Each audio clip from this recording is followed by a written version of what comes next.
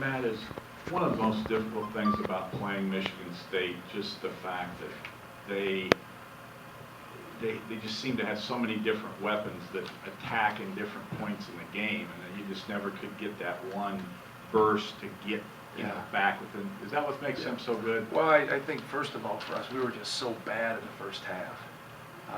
We're lucky to be in the game at halftime. I felt very fortunate to even be in the game, having 9 turnovers at halftime against a great team. The thing that they've done this year is a different team.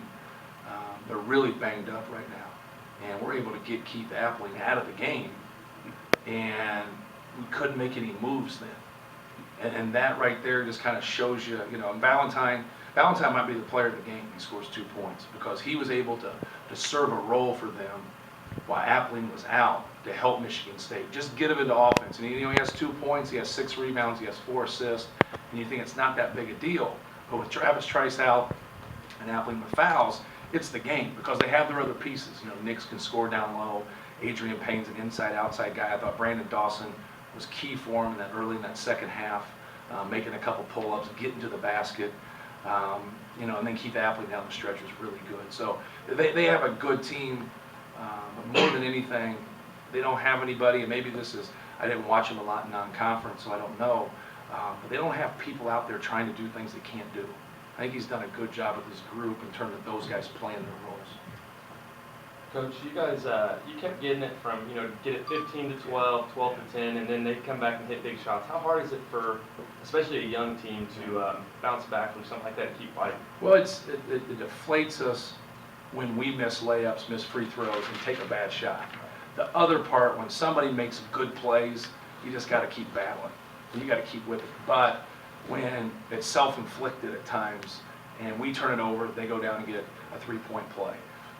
Or we miss a point-blank layup. We miss like 3 point-blank layups in the first half, and then they're able to convert a couple of those in plays at the other end. That really, deflates our team when things of that nature happens. And we just don't have a mature pulse to our group. Little things really bother us, and then it snowballs. And so, we miss a wide open shot, they go hit a 3. That's 5 points. And that happens 5 times in a game.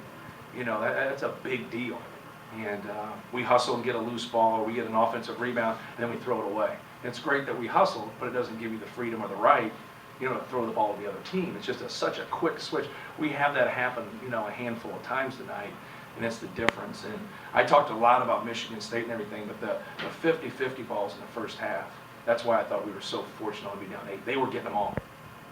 They might not have got every rebound. They were out-rebounded us by a couple. But they were, when the ball got loose, Michigan State was getting it. And teams like that are going to win. You put A.J. back in with 9 minutes to play, and he played with a much greater sense of urgency, I thought. Is that the battle with him, to just bring it like that every time? Yeah, well, he goes 1 for 6 from the field in the first half, and he lets it bother him.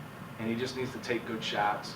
And I thought for the most part he did, so don't get frustrated with missing good shots. Just keep battling for position.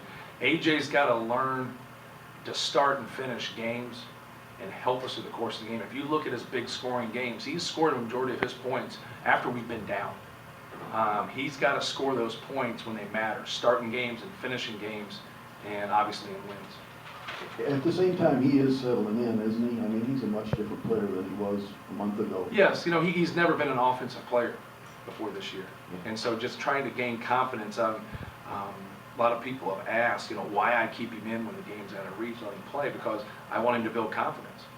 He's never been a guy who scored 30 points in a game. We got blown out by 40 points, and I kept him in the whole time, just trying to help his confidence, he has good post moves, he has a nice touch, so I just want him to feel good about himself when he does struggle, just to stay with it.